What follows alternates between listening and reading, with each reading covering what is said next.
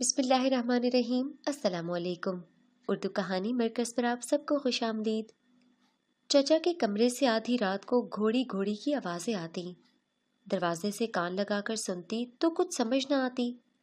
صبح چچی سے پوچھتی تو چچی شرم سے منہ چھپا لیتی، میں زیادہ نہ کریدتی۔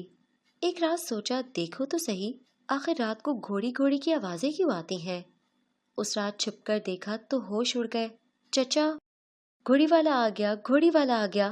رات ہوتے ہی اکثر یہ آوازیں گاؤں میں گونج جاتی اور لوگ گھوڑی والے کو دیکھ کر ڈر کے مارے اپنے گھروں میں چھپ جاتے۔ یہ گھوڑی والا کون تھا کوئی نہیں جانتا تھا، البتہ اس سے پریشان تھے۔ اس نے اپنی ایسی دہشت قائم کر رکھی تھی کہ لوگ رات کو اپنے گھروں سے نہ نکلتے۔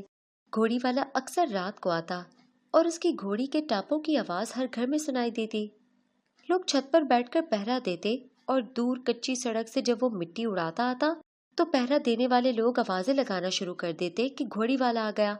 اور بس پھر کیا تھا، جو جہاں بھی ہوتا، جو کام بھی کر رہا ہوتا، اسے وہیں چھوڑ کر فٹافٹ اپنے گھر میں گھس جاتا۔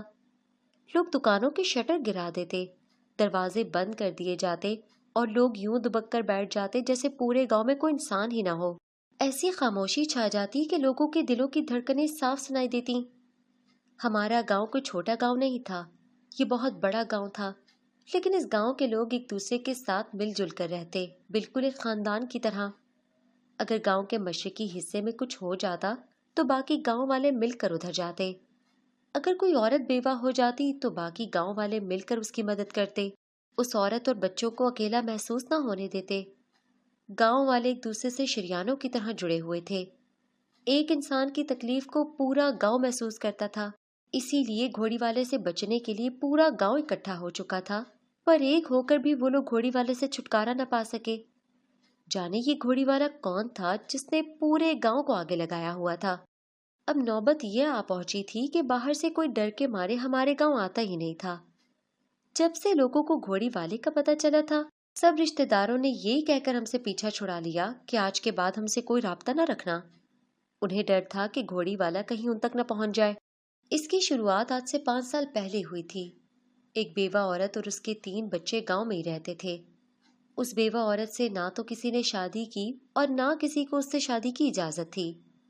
دراصل وہ بیوہ عورت ایک ایسی قوم سے تھی جس سے عزت دار لوگ شادی نہیں کرتے، لیکن گاؤں کا ایک آدمی اسے بیاہ کر لے آیا اور اسی دن سے اس آدمی سے سب نے بائیکاٹ کر لیا۔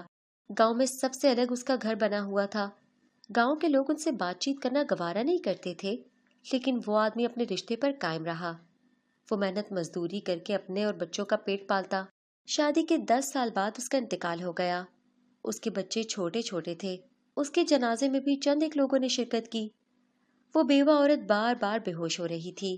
اسے ڈر تھا کہ کوئی اسے گاؤں سے نکال دے گا، اور اسی ڈر اور خوف نے اسے تقریباً پاگل کر دیا۔ اس عورت کا نہ تو کوئی رشتہ دار تھا اور نہ ہی کوئی جاننے والا۔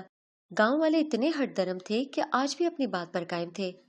بیوہ عورت اور اس کے بچے کام نہ ملنے پر جب بھوکے مرنے لگے تب بھی کسی نے ان کی مدد نہ کی۔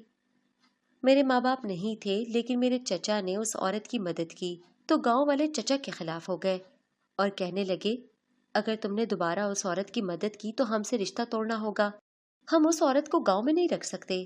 ہماری گاؤں کی عورتیں عزت دار اور پاکیزہ ہیں۔ ہم کسی کوٹھے والی کو اپنی عورتیں خراب نہیں کرنے دیں گے۔ چچا یہ سن کر پریشان ہو گیا اور اکثر چچی سے اس بات کا ذکر کرتا۔ چچی کہتی کہ جب گاؤں والے اس پر دھیان نہیں دیتے تو تم کیوں پریشانی لیتے ہو؟ چچا یہ سن کر خاموش ہو جاتا۔ ایک دن اس بیوہ عورت کا بیٹا جو ابھی 10 سال کا تھا، وہ اپنی بھوک مٹانے کے لیے ایک حلوائی کی دکان سے جلیبی اٹھا کر بھاگ گیا۔ اس پر گاؤں والوں نے اسے پکڑ لیا اور اسے خوب مارا۔ کسی کو اس بچے پر رحم نہیں آیا۔ وہ بیوہ عورت اپنے بچے کو چھڑاتی رہی، لیکن اسے بھی ساتھ مارا گیا کہ اس نے اپنے بیٹے کو چور بنایا۔ یہ منظر دردناک تھا، لیکن گاؤں والوں کو رحم نہیں آیا۔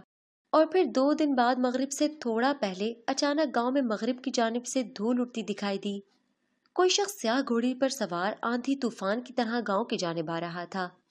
اس نے سیاہ لباس پہن رکھا تھا اور اپنا چہرہ چادر میں چھپا رکھا تھا۔ گاؤں والے حیرت سے اسے دیکھنے لگے۔ وہ تیزی سے آیا اور اس نے اپنا چابک گھما کر حلوائی کو دے مارا۔ یہ دیکھ کر چاروں جانب شور اٹھ گیا اور پھر اس کے راستے میں جو آیا وہ اسے مارتا گیا۔ لوگوں کے چیخنے چلانے کی آوازیں ابھرنے لگیں، لوگ شور کرنے لگے۔ یہ سب اتنا آنن فانن ہوا تھا کہ کسی کو کچھ سمجھ نہ آیا۔ اور پھر وہ گھوڑی والا اس بیوہ عورت کے لڑکے کو پکڑ کر اٹھا کر لے گیا۔ اس عورت نے دور تک اس کا پیچھا کیا، لیکن وہ چراغ کے جن کی طرح دھول مٹی میں غائب ہو گیا۔ گاؤں کے لوگ اس واقعے پر ہکے بکے رہ گئے۔ جن جن کو چابک پڑا تھا وہ سب لوگ گھوڑی والے کو گالیاں دے رہے تھے۔ لوگ پریشان ہو گئے کہ یہ کیا تھا، اور پھر یہ سلسلہ رکا نہیں۔ 2 دن بعد وہ گھوڑی والا پھر آیا۔ اس نے گاؤں کے ایک اور لڑکے کو اٹھایا اور ساتھ میں گاؤں میں موجود پرچون کی ایک دکان سے سارا سامان دبایا اور پھر بھاگ نکلا۔ جو لوگ اسے روکنا یا مارنا چاہتے تھے انہیں گھوڑی والے نے اتنا پیٹا کہ وہ 4 دن بستر سے نہ اٹھ پائے۔ جن کے بچے گئے وہ عورتیں رو رو کر پاگل ہو چکی تھیں، لیکن وہ لڑکے واپس نہ آئے۔ گاؤں والوں نے تھانے جانے کا فیصلہ کیا۔ سب اکٹھے ہو کر نکل پڑے، لیکن راستے میں جب گھوڑی والے کو کھڑا دیکھا تو ڈر کے مارے سب واپس بھاگ آئے۔ اور پھر گھوڑی والا روز آنے لگا۔ وہ اکثر کسی گھر کے سامنے جا کر کھڑا ہو جاتا اور کہتا، سارا گندم باہر لے آؤ۔ وہ یہ گندم لے کر چلا جاتا۔ وہ پورے گاؤں کا چکر لگاتا۔ 5 سال ہو گئے اور اسی طرح گھوڑی والے نے آنا نہیں چھوڑا۔ لوگ جو پہلے ایک دوسرے کو دیکھنا گوارا نہیں کرتے تھے وہ اب ایک دوسرے کا خیال رکھتے۔ گاؤں والے خیال رکھتے کہ گاؤں میں کسی کے ساتھ کوئی ناانصافی نہ ہوئی ہو، ورنہ گھوڑی والا پہنچ جاتا تھا اور جو ظلم کرتا اسے مار الگ پڑتی اور اس سے سب کچھ چھین لیا جاتا۔ اب لوگ رات کو پہرا دینے لگ گئے تھے۔ جیسے ہی گھوڑی والا آتا دکھائی دیتا تو لوگ ایک بڑا سا گھنٹا بجا دیتے۔ یوں سب لوگ اپنے کام چھوڑ کر اپنے گھروں میں چھپ جاتے۔ گھوڑی والے کا جس دکان سے دل چاہتا وہ سامان لے جاتا، اسے کوئی روکنے والا نہیں تھا۔ گاؤں کے لوگ ڈرے ہوئے تھے۔ وہ اپنے چھوٹے بچوں کو گھر سے باہر نہیں نکلنے دیتے تھے۔ گھوڑی والا اکثر لڑکوں کو اٹھا کر لے جاتا اور کوئی اس کا کچھ نہیں بگاڑ سکتا تھا۔ گھوڑی والے کی دہشت اتنی پھیل گئی تھی کہ پولیس والے بھی اب اس سے ڈرنے لگے تھے۔ کوئی چاہ کر بھی اس کا کچھ نہیں بگاڑ سکتا تھا۔ جن لوگوں کے بچے غائب ہوتے وہ جلدی واپس نہ آتے۔ گھوڑی والا صرف لڑکوں کو اٹھا کر لے جاتا تھا۔ وہ اکثر لڑکے 6 ماہ بعد واپس آتے، لیکن وہ کسی کو کچھ نہ بتاتے۔ گھوڑی والا کون تھا، کہاں سے آتا تھا اور وہ یہ سب کیوں کرتا تھا، کسی کو کچھ نہیں پتا تھا۔ لوگوں نے اپنی ایڑی چوٹی کا زور لگا دیا پر کسی کو کوئی سراغ نہ مل پایا۔ میرے ساتھ گاؤں کے سبھی لوگ اس سے پریشان تھے۔ لوگوں کو ڈر تھا کہ گھوڑی والا کہیں ان کی بیٹیوں کو نقصان پہنچانا نہ شروع کر دے، کہیں وہ ان کو اٹھا کرنے لے جائے۔ اسی لیے سبھی لوگ گھوڑی والے کا حل ڈھونڈنے کی کوشش کر رہے تھے۔ گھوڑی والا تب زیادہ آتا جب گاؤں میں کوئی عورت بیوہ ہوتی۔ گاؤں والوں کو خوف ہوتا کہ اب گھوڑی والا لازمی آئے گا، اس لیے گاؤں والے اس بیوہ عورت کا بہت خیال رکھتے۔ مجھے کتابیں پڑھنے کا شوق تھا۔ میں اکثر جب اسکول جاتی تھی تو وہاں کی لائبریری سے کتابیں پڑھتی تھی۔ پھر میں نے کالج جانا شروع کر دیا، پر جب سے گھوڑی والے نے آنا شروع کیا تھا لوگوں نے اپنی لڑکیوں کا گھر سے باہر نکلنا بند کر دیا۔ وہ انہیں گاؤں سے باہر نہیں بھیجتے کیونکہ کالج کے لیے شہر جانا پڑتا۔ یوں میری پڑھائی بھی بند ہو گئی تھی۔ اب میں زیادہ کتابیں گھر پر ہی پڑھتی تھی، ڈاکیے سے منگوا لیتی یا جب کبھی خود شہر جاتی تو ڈھیروں رسالے لے آتی۔ میں انگلش کتابیں اور ناول پڑھتی تھی، اور گھوڑی والے کا میرے ذہن میں خاکہ بن چکا تھا۔ میری نظر میں گھوڑی والا کوئی برا انسان نہیں تھا۔ میں اسے رابن ہوڈ بلاتی تھی۔ مجھے لگتا تھا کہ جیسے وہ ایک اچھا انسان ہے۔ ایک بار ایسے ہی میں نے سوچا کہ کیوں نہ گھوڑی والے کا پیچھا کیا جائے۔ میری نظر میں گھوڑی والا کوئی برا انسان نہیں تھا۔ میں اسے رابن ہوڈ بلاتی تھی۔ مجھے لگتا تھا کہ جیسے وہ ایک اچھا انسان ہے۔ ایک بار ایسے ہی میں نے سوچا کہ کیوں نہ گھوڑی والے کا پیچھا کیا جائے۔ وہ کون ہے، کہاں جاتا ہے، شاید میں اس کا پتہ لگا لوں۔ اور اس دن گاؤں میں ایک فوتگی ہوئی تھی۔ مجھے پکا یقین تھا کہ آج گھوڑی والا لازمی آئے گا۔ میں نے اپنی تیاری کی اور ایک کالی چادر نکال کر رکھ لی۔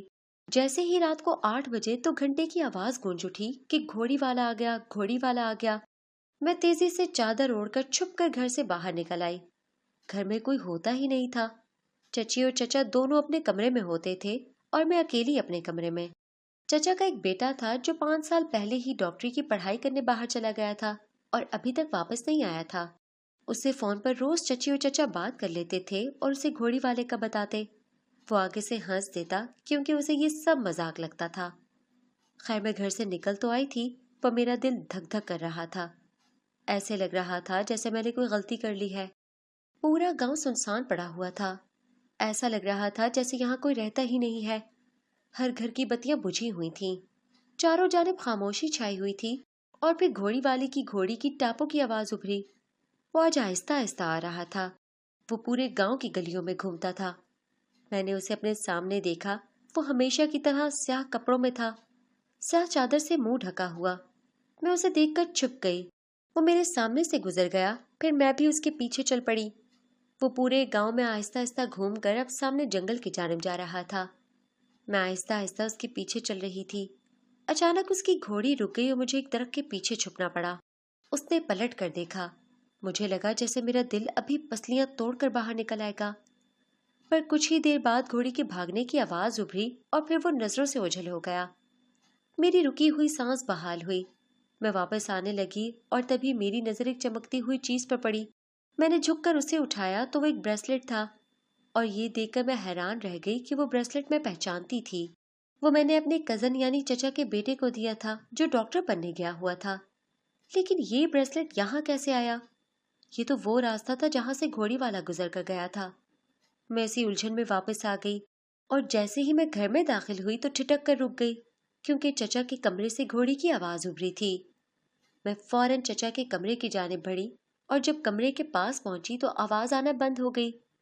मैं पहले ही परेशान थी, इसलिए सर झटक कर अपने कमरे की जानिब बढ़ गई और सारी रात घोड़ी वाले के बारे में सोचती रही और उस ब्रेसलेट को देखती रही कि ये यहाँ कैसे आया था। जब जब घोड़ी वाला आकर जाता, मुझे चचा के कमरे से घोड़ी की आवाजें आती। मैं अक्सर सुबह को चची से पूछती, पर चची घबरा कर टाल देती और कहती ऐसा कुछ नहीं है। अब मेरी रातें यही सोचकर गुजरती कि आखिर वो घोड़ी वाला है कौन। जब जब वो आता तो मेरा दिल करता कि बाहर आकर उसके सामने खड़ी हो जाऊं और उससे पूछूं कि तुम कौन हो, तुम्हारे पास मेरा ये ब्रेसलेट कहाँ से आया, तुम ये सब क्यों कर रहे हो। लेकिन फिर मैं डर जाती कि कहीं वो मुझे नुकसान न पहुंचा दे। यही सोचते सोचते एक महीना और गुजर गया। एक दिन चचा शहर से बाहर किसी काम से गए थे। अचानक रात को चची की तबीयत खराब हो गई। मदद करने वाला कोई था नहीं, और उधर घोड़ी वाले के आने का वक्त हो चुका था। मेरे पास कजन का नंबर था, पर उससे बात बहुत कम होती थी। मैंने उसका नंबर मिलाया ताकि उससे पूछ सकूं कि चची को कौन सी दवा देनी है, पर उसका नंबर बंद था। और तभी मुझे ख्याल आया कि जब वो पाकिस्तान से गया था, तब उसने बाहर जाकर अपनी सिम लेने से पहले अपने किसी दोस्त के नंबर से फोन किया था। मैंने वो सेव कर लिया था, और जब मैंने वो नंबर मिलाया और उसे कहा कि मेरी कजन से बात करवा दो, पर उसने आगे जो जवाब दिया उसे सुनकर मैं साकित रह गई। फोन मेरे हाथ से गिर गया। ये कैसे हो सकता था भला? उसने कहा कि कजन तो 5 साल पहले ही वापस आ गया था। उसने पढ़ाई छोड़ दी और पाकिस्तान वापस चला गया। पर अगर वो वहां नहीं था तो फिर कहाँ था? मैंने चची को दवा दी और उसकी तबीयत जब बेहतर हो गई तो मैं सोचने लगी कि ये क्या हो रहा है, कजन कहाँ चला गया। और जब मैंने गौर किया तो मुझे समझ आ गई कि अब मुझे क्या करना था। मैं अब इंतजार करने लगी, और जिस दिन मुझे पता चला कि घोड़ी वाला आ गया है, मैं उस दिन उसी रास्ते पर जाकर खड़ी हो गई जहां से मुझे ब्रेसलेट मिला था। पर आज मुझे डर नहीं लग रहा था। जब घोड़ी वाला आया तो वो ठिठक कर रुक गया। मैं उसके रास्ते में ऐसे हायल थी जैसे कभी हटूंगी नहीं।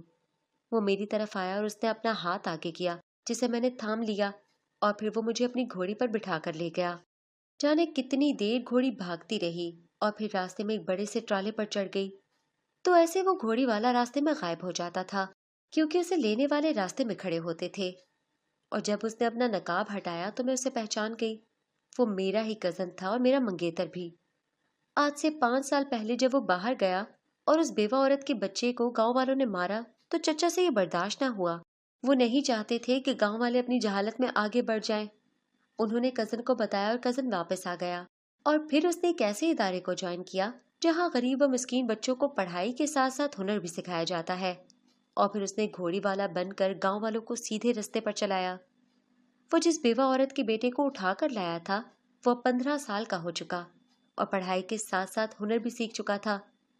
घोड़ी वाला यानी मेरा कजन जब भी गांव जाता तो उस बेवा औरत के घर पैसे फेंक आता। वो लोगों का सामान इसीलिए जब्त करता ताकि उसका डर कायम रहे। एक और बात जो कजन को नापसंद थी, वो ये कि गांव वाले बेवा औरत से ना तो शादी करते थे और ना उसकी मदद करते थे। इसीलिए वो लड़कों को उठा कर ले जाता और फिर उन लड़कों को ट्रेनिंग दी जाती ताकि वो अपनी सोच बदल सकें। چچا کے کمرے سے گھوڑی کی آواز اس لیے آتی تھی کہ اکثر کزن ویڈیو کال کرتا تھا۔ چچی کو اس بات کا نہیں پتا تھا، صرف چچا جانتے تھے۔ گھوڑی والے کے ڈر سے آس پاس کے گاؤں والے بھی سدھر گئے تھے۔ لوگ اب ایک دوسرے پر ظلم نہیں کرتے تھے۔ کزن نے کہا کہ اسے ڈاکٹر بن کر لوگوں کی خدمت کرنی تھی، پر شاید اللہ نے نصیب میں کچھ اور ہی لکھا تھا، اور کزن آج اس سے بھی بڑھ کر کام کر رہا تھا۔ کزن کی پوری ٹیم اس کے ساتھ تھی۔ گھوڑی والا چاہے امیروں اور ظالموں کے لیے ویلن ہی صحیح، مگر غریبوں کا مسیحا تھا۔ آخر کسی نہ کسی کو تو قدم اٹھانا ہی تھا، اور میں خوش تھی کہ میرا ہمسفر ایک گھوڑی والا تھا، اور اس کا راز اب میرا راز تھا۔ میں جانتی تھی کہ بہت جلد بدلاؤ آنے والا تھا، اور بدلاؤ لانے کے لیے پہلے خود کو بدلنا ضروری ہے۔